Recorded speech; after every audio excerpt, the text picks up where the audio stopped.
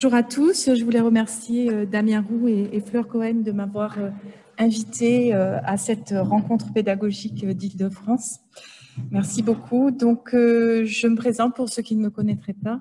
Je m'appelle Anne de Mester, donc je suis sage-femme de formation initiale et je suis très heureuse de retrouver aujourd'hui ma famille qui est celle de la santé et dans laquelle je n'exerce plus que par petites touches. Mais mes thématiques de recherche et d'enseignement restent sur l'éducation à la santé, à la fois en contexte scolaire et sur la formation, bien sûr, des professionnels de santé. Je travaille à l'Université d'Aix-Marseille, à l'Institut national supérieur de l'éducation et de la formation. Et je suis également vice-présidente de la CIFEM, donc une société internationale francophone d'éducation médicale, que je vous recommande fortement, avec son organe d'expression qui est la revue Pédagogie médicale et dans laquelle vous trouverez beaucoup de ressources, en tous les cas, sur l'évaluation, sur les compétences, sur la transformation en général, et dans laquelle vous êtes tous invités à publier, mais je sais qu'il y en a qui le font déjà. Alors, avant de répondre à cette question, pourquoi évaluer les compétences des étudiants? En général, on me demande comment il faut faire. Bon, là, déjà, la question m'a surprise et m'a demandé de réfléchir un petit peu. Et je pense, j'ai pensé utile de faire un petit détour par une introduction et un rappel sur ce que j'appelle les approches pédagogiques centrées sur le développement des compétences professionnelles. Donc, le terme APC, l'acronyme APC, est parfois un petit peu brutal, un petit peu technique, et je trouve que ce mot d'approche pédagogique centrée sur le développement des compétences me paraît plus intéressant, un peu moins enfermant. Alors, parfois, on se dit, est-ce que c'est une question de mode, puisque moi, j'accompagne des collègues de l'enseignement supérieur dans la transformation pédagogique dans tous les secteurs disciplinaires. Et voilà, on se dit, ouais, c'est une mode, le ministère, la commission, par exemple, des titres d'ingénieur, ou le ministère nous incite à aller là-dedans. Et est-ce que ça va pas passer? Est-ce que ça va durer? Est-ce qu'on va transformer durablement? Alors, en fait, c'est une démarche qui s'inscrit quand même dans le cadre européen de certification et de formation tout au long de la vie. Donc, on peut se dire que là, il y a quand même une certaine logique et une certaine cohérence dans l'espace supérieur de l'enseignement, de l'enseignement supérieur, pardon, au niveau de l'Europe, et donc pour plus de mobilité et une meilleure employabilité du citoyen européen. Donc c'est un petit peu, voilà, il y a quand même quelque chose de fondé. Ensuite, quand on parle de compétences, c'est un mot courant dans la langue française, et du coup, il y a une diversité, une polysémie de ce mot, de son usage. Et je crois qu'il y a une définition qui fait sens dans le secteur santé plus que celle d'autres auteurs, c'est celle de Jacques Tardif, qui était enseignant-chercheur à Sherbrooke et qui a beaucoup travaillé en sciences d'éducation, certes, mais aussi avec les professions de santé et la faculté de santé de Sherbrooke.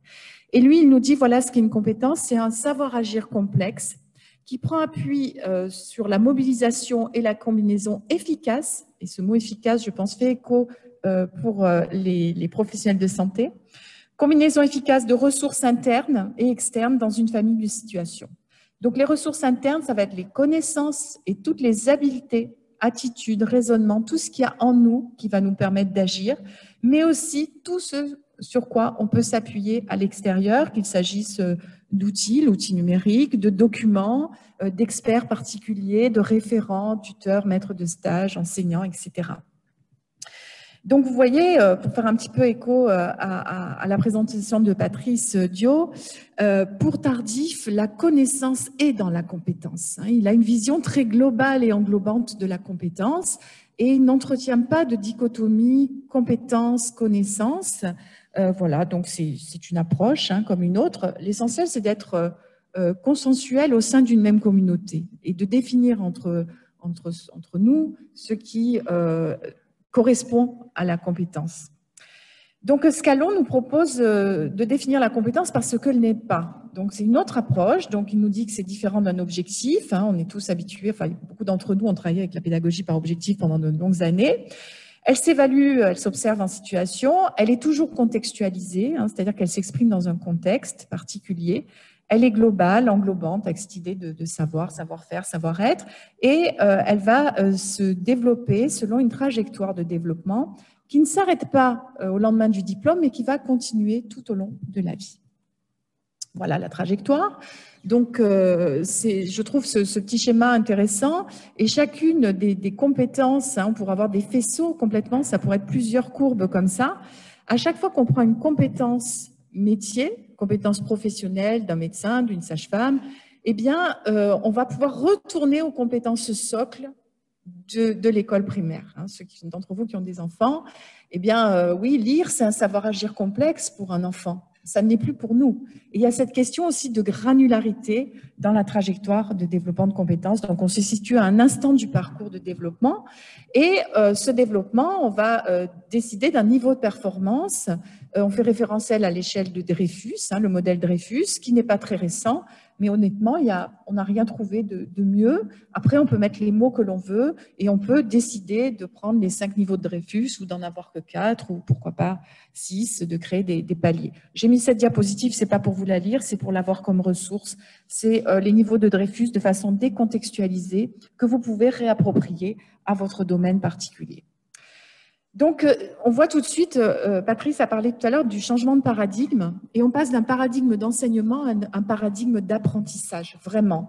Donc, on ne raisonne plus on ne construit plus les programmes par discipline, par cours ou même par objectif, avec un souci d'exhaustivité, une exhaustivité qui de toute façon est inaccessible aujourd'hui, tant il y a de savoir. Et on va plutôt vers un modèle intégratif où la pertinence, vraiment c'est la pertinence des connaissances qui va prendre le dessus. Et du coup, ça va avoir un effet sur l'évaluation qui n'est plus centré exclusivement sur les savoirs, des devoirs sur table, des questions de cours, des QCM, mais beaucoup plus sur la performance en situation. Et puis, bien sûr, l'adossement au portfolio. Et on comprend avec Olivier que ce portfolio, ça sera un support, bien sûr, numérique. Alors, voilà, on ne passe pas du jour au lendemain d'un côté à l'autre, mais très progressivement. Il faut du temps pour transformer. Ça aussi, il faut l'accepter. On ne cherche pas quelque chose de parfait tout de suite parce qu'il va falloir construire en équipe. Et là encore, ça s'inscrit dans ce changement de paradigme, c'est-à-dire c'est plus le prof tout seul qui vient faire son cours, c'est une équipe. Et j'ai mis sur ma diapo cette notion de l'équipe qui est sur le terrain, qui va être à l'hôpital, et aussi l'équipe des universitaires et des chercheurs. Et c'est tous ensemble qu'on doit construire. Et donc là, on s'inscrit dans une approche qu'on appelle une approche programme. Un projet, une équipe. Et on a choisi de prendre comme cadre structurant celui des compétences, mais ça pourrait être un autre cadre. Et donc, du coup, on décrit la vision du diplômé par compétences, et c'est des compétences qui vont être développées à l'issue de la formation.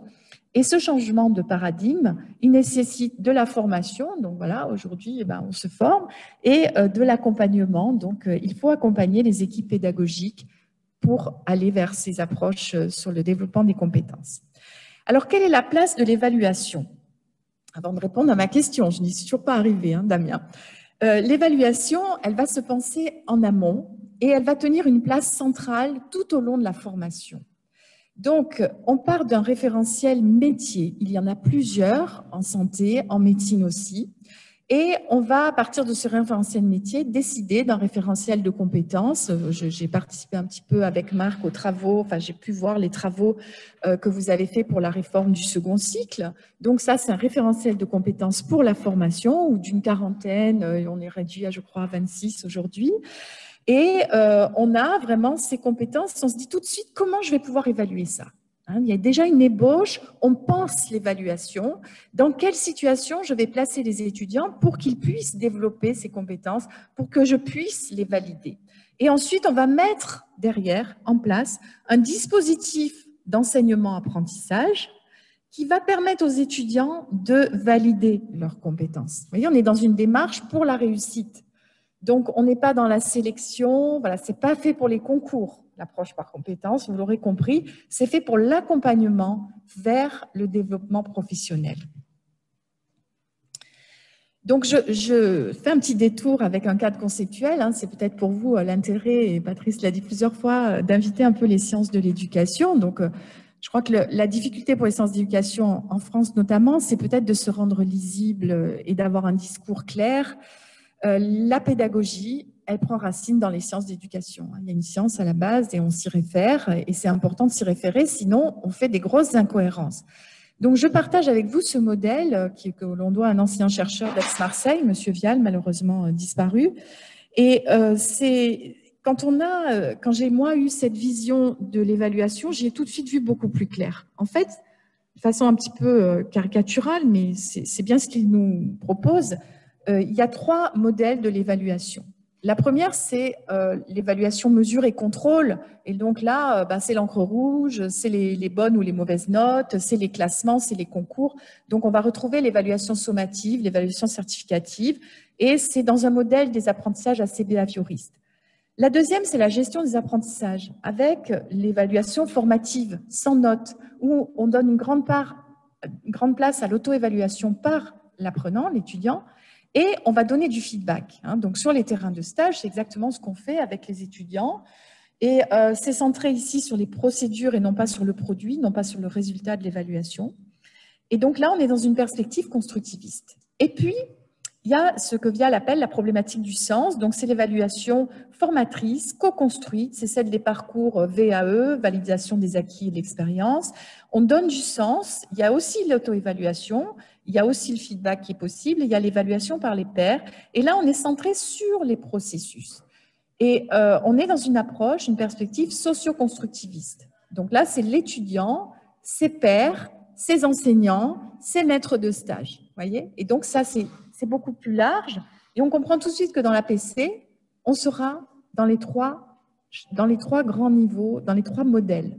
On aura, en tant que formateur, enseignant clinicien, une fluidité entre ces 3 modèles. Elle est indispensable en fonction de ce que l'on cherche, si on développe la compétence ou si on la certifie. Alors, pourquoi évaluer les compétences des étudiants ? J'ai essayé de trouver 3 bonnes raisons, parce que j'avais plein d'idées, mais tout ça, finalement, ça s'emboîtait. Alors, je n'ai pas la prétention d'être exhaustive, c'est un choix de ma part. Donc, donner du sens, plus de sens. Alors, j'ai mis entre crochets parce que, voilà, peut-être qu'on le fait déjà, mais on peut faire encore mieux. Et de cohérence à leur formation. Mieux préparer à l'exercice professionnel et aussi pour mieux les accompagner vers la réussite. Alors, je vais développer chacune de ces idées. Alors, tout d'abord, l'approche par compétence, elle va réduire l'écart entre les attendus de la formation et ceux de l'exercice professionnel. Donc, on va avoir plus de lisibilité, mais aussi plus de pertinence dans les parcours. Et c'est l'évaluation qui va pouvoir le permettre. Sinon, on reste à l'intention. Ça permet aussi, l'évaluation des compétences, de participer à l'alignement pédagogique et donc à la qualité d'une formation. Si j'ai des compétences visées à l'issue du parcours et que je continue à n'évaluer que par des QCM et des devoirs sur table, je vais avoir une incohérence, donc je n'aurai pas cet alignement entre les compétences et leur évaluation.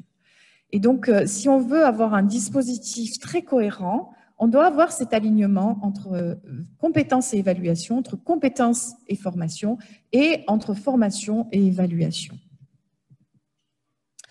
Alors, la deuxième raison, mieux préparer les étudiants à leur futur exercice professionnel au service des patients. Donc, les compétences se construisent et s'évaluent en situation. Donc, l'idée, c'est d'avoir, alors c'est des mots que j'utilise dans d'autres champs, je ne sais pas s'ils font écho pour vous, mais des ateliers pédagogiques. Donc, ce que j'appelle les ateliers pédagogiques, ce sont les ateliers de raisonnement clinique, ce sont les formations par concordance, les écosses, c'est tout ce qui peut être fait à la faculté, aussi dans les services, mais déjà à la faculté. Donc là, je fais référence, je n'ai pas cité les années parce qu'ils ont écrit tellement, à Martine Chamberlain, Bernard Charlin, Jean-Paul Fournier ici présent, Louis Sibert à Rouen. Voilà, donc tout ça, c'est des ateliers pédagogiques, plus des mises en situation, soit professionnelles, soit professionnalisantes, c'est-à-dire en simulation ou situation authentique à l'hôpital, dans les services ou en pratique dans les cabinets libéraux. Et donc là, ça va permettre de faire les liens entre les apports théoriques, il y a toujours des cours, il y en aura toujours, et la pratique, et d'observer aussi le développement progressif des compétences et de l'autonomie de l'étudiant. Donc là, on pense à l'autonomie professionnelle. La gestion du portfolio aussi par l'étudiant en tant que support d'apprentissage et d'évaluation va le responsabiliser, va développer sa réflexivité et son autonomie. Parce que pour répondre aux attendus qui sont très clairs, qui sont listés, on le met en situation, par exemple en stage, et il va être obligé d'avoir une analyse réflexive de son activité pour collecter des traces qu'il va mettre au service de son équipe pédagogique ou de son référent, je ne sais pas comment vous fonctionnez. Il va les sélectionner pour montrer le développement de ses compétences. Donc là, bon, quelques exemples de référentiels papier, portfolio papier, mais je crois que maintenant, on va plutôt vers du numérique. Troisième bonne raison, eh bien, l'évaluation va permettre de mieux accompagner les étudiants vers la réussite, parce qu'on va s'appuyer d'abord sur l'évaluation formative, on met l'étudiant en situation, il y aura un temps d'auto-évaluation et de feedback, et c'est ça qui va permettre, par des processus itératifs, de construire, de développer et de transférer dans une nouvelle situation. Donc ça, c'est vraiment, voilà, c'est une boucle permanente du processus d'apprentissage. Et puis, il y a un moment où on va mettre la casquette du contrôleur, seul ou en jury, en général on est plusieurs, et on va évaluer, on va certifier les compétences, les valider, et dans les professions de santé, c'est vraiment une responsabilité forte car on autorise l'exercice professionnel. Au moment du certificat de synthèse clinique et thérapeutique, on autorise l'exercice et puis ça va après jusqu'à la différence d'un diplôme. Voilà, donc elle permet aussi, cette évaluation, de reconnaître la singularité de chaque étudiant dans son propre parcours. Alors pour ceux qui ont des enfants encore scolarisés, vous savez qu'aujourd'hui on est à l'école inclusive. Voilà. On commence de plus en plus dans toutes les professions à intégrer des gens porteurs de handicap parce qu'il y a des technologies qui leur permettent aussi d'accéder à des professions qui étaient avant interdites pour inaptitude. On peut respecter la diversité, le rythme de chacun, les aptitudes et les aspirations personnelles. Je pense aussi à votre big matching où quand même l'étudiant émet des vœux. La reconnaissance des acquis et les passerelles, ça aussi c'est extrêmement important. Et donc c'est en évaluant les compétences qu'on peut y parvenir. Et ça s'inscrit donc dans une pédagogie qui se veut différenciée et également inclusive. Alors pour conclure, je terminerai avec un petit peu de comment on fait, parce que le pourquoi, il est très intéressant. Et donc, l'évaluation des compétences, elle s'appuie toujours sur un référentiel, le référentiel d'évaluation qu'on appelle à l'université les modalités de contrôle et de connaissance. Donc là, dans mon école INSPE à Marseille, on a bazardé le thème de MCC, on appelle ça les MEC, les modalités d'évaluation des compétences, et on a aussi supprimé la notation de nos étudiants. Un peu révolutionnaire, très novateur et très bien accepté par les étudiants et la communauté éducative. Le feedback joue un rôle majeur, vraiment. Donc là, on voit l'importance du terrain et l'articulation entre la faculté et le terrain. L'évaluation est toujours située, c'est-à-dire qu'on va la développer dans un contexte à défaut simulé, mais si possible authentique. Mais enfin, la simulation, c'est aussi une injonction, jamais la première fois sur le patient, donc on en tient compte aussi. Et puis, on met en place des niveaux de complexité croissants pour les étudiants et on peut évaluer très régulièrement la maîtrise des ressources, c'est-à-dire maintenir les contrôles des connaissances. Il ne faut pas se l'interdire. S'il y a des notions fondamentales que vous voulez vérifier, les approches par compétences ne l'interdisent pas. Mais on peut l'évaluer régulièrement parce que ça va contribuer au développement de la compétence. Mais on ne pourra évaluer que périodiquement les compétences, c'est-à-dire à l'échelle du semestre, ou éventuellement un stage de déjà quelques semaines, mais vraiment le semestre ou l'année, voire le cycle.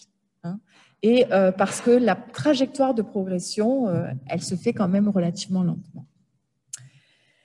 Voilà, j'en ai fini de mon exposé. J'espère avoir répondu à la question, Damien. Et puis voilà, je vous envoie une petite bouffée d'oxygène, d'air méditerranéen, avec la belle plage Saint-Estèphe de l'île du Frioul à Marseille. Vous voyez, c'est pas dans une île grecque, c'est chez nous à Marseille.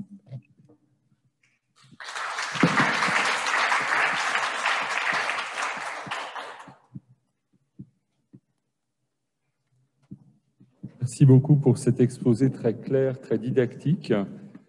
Est-ce qu'il y a des questions dans l'amphithéâtre? Pour l'instant, il n'y en a pas dans le chat. Oui.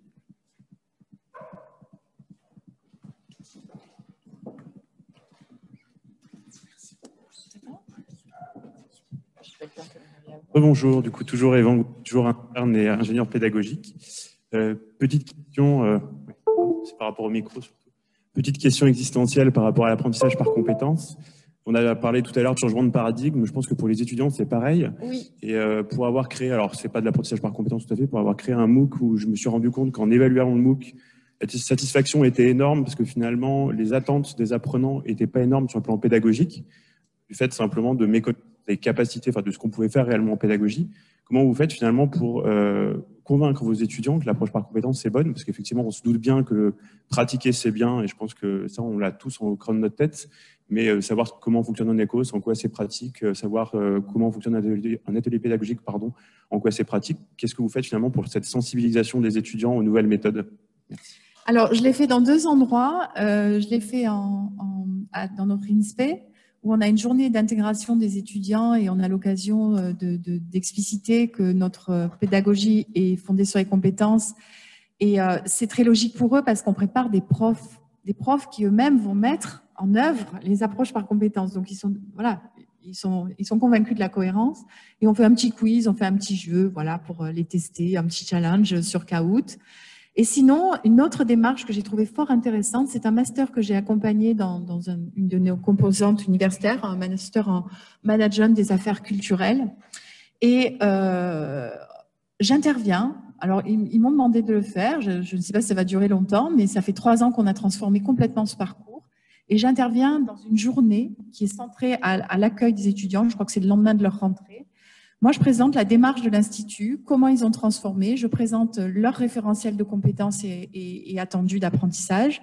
Et on a un échange avec les étudiants et ils essaient d'identifier, de faire une auto-évaluation. Et après, ils ont un atelier tout l'après-midi avec leurs profs pour voir comment, c'est des gens qui arrivent d'horizons très, très diverses, et comment, de leurs compétences personnelles spécifiques, ils vont pouvoir constituer des équipes et ils sont en approche par projet à l'intérieur de cet APC. Et donc déjà, tout de suite au démarrage. Et il y a eu aussi une sensibilisation de l'équipe parce qu'ils travaillent avec beaucoup de professeurs vacataires. Donc, je dirais simplement, la réponse, c'est communiquer. Et les étudiants ont des attendus par rapport à l'université. Ils ont une idée de ce que c'est l'université, c'est l'amphi, c'est la fac, j'y vais, j'ai le droit de ne pas y aller. Et ils sont très surpris quand on leur propose quelque chose qui n'est pas tout à fait conforme. Donc, c'est important de communiquer, vraiment. Oui, communiquer. Après, les idées sont bonnes, je pense. Alexandre avait peut-être une question.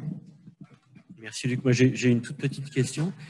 Vous avez dit qu'en médecine, bon, évidemment, les connaissances évoluent. Vous avez même dit que l'exhaustivité était maintenant impossible. Le temps va très vite, les connaissances augmentent très vite. En plus, on est dans un métier où il y a beaucoup d'incertitudes. Est-ce que vous ne pensez pas qu'il serait temps de demander aux enseignants d'étendre leurs efforts qu'ils font sur les étudiants, 2e cycle, 3e cycle maintenant, pour l'évaluation et la pédagogie, vers les gens qui sont plus avancés dans leur carrière? C'est-à-dire, finalement, est-ce que notre rôle ne pourrait pas être aussi de contribuer à évaluer nous-mêmes et nos collègues tout au long de la vie, quoi? Alors, je peux répondre, pas sur le secteur de la médecine, mais c'est quelque chose que vous pouvez trouver en ligne sur le Centre d'innovation pédagogique et d'évaluation d'Aix-Marseille.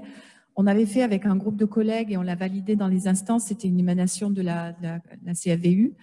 On a fait une grille avec des descripteurs et permettant aux enseignants de s'auto-évaluer dans leurs propres compétences pédagogiques. Voilà. Et donc, je pense qu'il y a aussi une obligation depuis 2018 pour les enseignants d'université. Je ne sais pas s'il est bien pertinent cette obligation. Je ne crois pas, mais ça va peut-être venir ou quelqu'un pourra peut-être répondre. Les jeunes maîtres de conf sont maintenant obligés de faire quelques heures de pédagogie, justement dans les centres de pédagogie universitaire. Donc, il y a toute cette formation qui fait que, ben oui, il y a un accompagnement et les plus compétents, je vais utiliser ce mot, ont une responsabilité pour accompagner, hein, sinon un accompagnement entre pairs. Voilà. Et oui, c'est des recommandations. Après, ça, c'est des choses qui doivent se décider au niveau des facultés, s'organiser. On est en train de faire cette démarche dans notre INSPE. Il y a un grand groupe de travail comme ça qui se met à l'œuvre pour recenser qui sait faire quoi, pour le partager avec les autres, hein, dans un esprit plutôt collaboratif, de compagnonnage. Hein. C'est pas je sais, je t'apprends. C'est pas tout à fait ça. C'est je partage. Hein, c'est pas la même posture. Bon, moi j'avais juste une remarque sur votre diapo optimiste qui montre le niveau d'excellence des compétences. On attend tous que la boule retombe derrière, mais elle ne retombe pas. Il y a un moment où on est plus compétent quand on... Oui, je sais pas, oui, on voit ça dans certains milieux. Merci beaucoup.